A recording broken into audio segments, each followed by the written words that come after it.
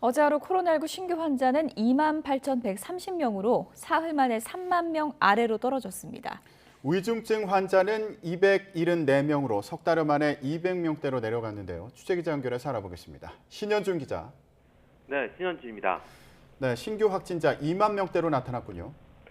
네, 오늘 0시 기준 신규 확진자는 28,130명으로 사흘 만에 3만 명 아래 2만 명대로 떨어졌습니다.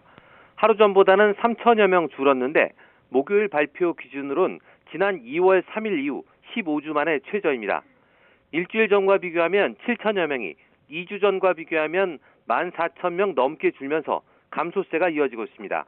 위중증 환자 역시 39명 줄면서 274명으로 2월 13일 이후 95일 만에 300명 아래를 기록했습니다. 하루새 숨진 환자는 40명으로 20일째 두 자릿수를 유지하고 있습니다. 누적 사망자는 23,842명으로 치명률은 0.13%입니다.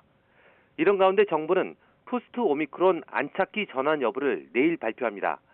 핵심은 확진자의 격리 의무를 해지할 거냐는 건데 전문가들은 성급하다는 의견이 대다수입니다. 이에 따라 정부는 확진자 격리 의무 해제를 한 달 정도 늦추거나 별도의 기간을 정하지 않고 미룰지 등을 놓고 고심하고 있는 것으로 전해졌습니다. 또 안착기로 전환된다 해도 치료비 부담이 커질 수 있는 입원 치료비 지원은 유지될 것으로 보입니다. 네, 요양병원의 접촉 면회에 대해서는 정부가 이 기간을 연장하는 쪽으로 검토하고 있다고요?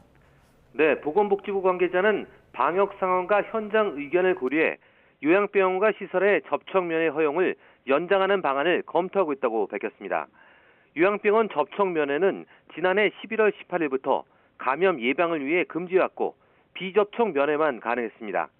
하지만 가정의 달 5월을 맞아서 정부가 지난달 30일부터 오는 22일까지 접촉 면회를 허용했는데요. 접촉 면회를 허용한 이후 요양병원과 시설의 집단 감염 사례가 오히려 감소한 것으로 나타났습니다. 5월 첫째 주와 둘째 주의 집단 감염 사례는 각각 11건과 3건으로 접촉 면회 전인 4월 셋째 주와 넷째 주에 21건과 14건에 비해 대폭 감소했습니다. 접촉 면회 허용과 집단 감염의 인과관계를 따지긴 어렵지만 정부는 코로나 확진자 감소세를 감안해서 접촉 면회 기간을 연장하는 방안을 고심하고 있습니다. 지금까지 사회 2부에서 YTN 신현주입니다.